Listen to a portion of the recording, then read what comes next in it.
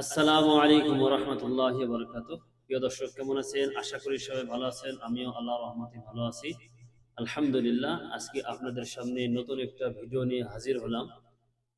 Video শিক্ষণীয় মনে করতে পারেন, আবার এটা আল্লাহর কাছে অনুরোধ, করুণা প্রার্থনা করা, সেটাও মনে করতে পারেন। এই তিনটা বিষয় নিয়ে আপনাদের সামনে আলোচনা করব। ভিডিওটা শুরু থেকে শেষ পর্যন্ত দেখার অনুরোধ রইল। এক নম্বর হচ্ছে চোখের বিষয়। চোখ দিয়ে আমরা যেসব গুনাহ করে থাকি, চোখ দিয়ে যেসব দেখে থাকি। দুই নম্বর হচ্ছে হাত দ্বারাই আমরা ভালো কাজও করে থাকি, হাতের দ্বারাই গুনার কাজও করে থাকি। তিন নম্বর হচ্ছে কান দ্বারাই আমরা ভালো কিছু শুনতে পাই, খারাপ কিছু শুনতে পাই। চলুন আমরা বিস্তারিত শুনি। যে চোখ তোমার ঘর দেখেছে, দেখেছে রওজা শরীফ। অর্থাৎ আমরা যেই চোখে আল্লাহ রাব্বুল আলামিনের ঘর দেখেছি, রসুলের রওজা শরীফ দেখেছি, সে চোখ যেন দেখে না এমন যা হয় গুনাহ কাবীর।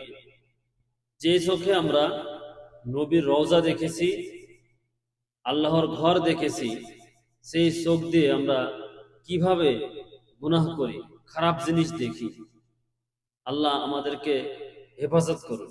যে হাত ছুঁয়েছে খানায়ে কাবা, সেজদা করেছে তোমার সুরে, সে হাত যেন বাড়ে না কোথাও যেখানে সকলেই গুনাহ করে। রহম করো ইয়া রব্বুল আলামিন। এই কথা শুনে আমরা বুঝতে পারলাম যে হাত দিয়ে আমরা আল্লাহর ঘর ছুঁয়েছি, সেই হাত দিয়ে যেন আল্লাহ আমাদের গুনাহ না করায়, এটা আল্লাহর কাছে প্রার্থনা করি। যে কান শুনেছে কুরআনের বাণী, সুমধুর সুরে হৃদয় ভরে যায়, সে কান যেন গো শোনে না কখনো যে কথাকে বলি পাপের তরে। অর্থাৎ যে কান দিয়ে আমরা আল্লাহ তাআলার কোরআন তেলাওয়াত শুনি, সুমধুর কণ্ঠে কোরআন তেলাওয়াত শুনি, আল্লাহর বাণী, আল্লাহ সেই কান দিয়ে যেন গান বাজনা, খারাপ জিনিস, এইগুলো যেন আমরা না শুনি, এটা থেকে আল্লাহ আমাদেরকে হেফাজত করুক।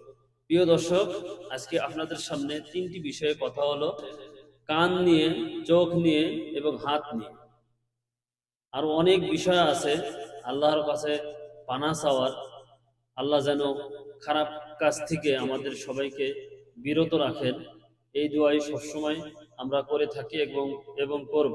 আমাদের কান দ্বারাই যেন কোনো খারাপ গান বাজনা না শুনি, যেহেতু আমরা কান দিয়ে কোরআন তেলাওয়াত শুনি। যে হাত দিয়ে আমরা আল্লাহর ঘর ধরেছি, রসুলের রওজা জিয়ারত করেছি, সে হাত দিয়ে যেন অন্যায়ভাবে কারোর সাথে খারাপ ব্যবহার না করে। আজ এ পর্যন্ত। আগামী পর্বে ইনশাআল্লাহ কোনো ভালো ভিডিও নিয়ে আপনাদের সামনে হাজির হবে ইনশাআল্লাহ।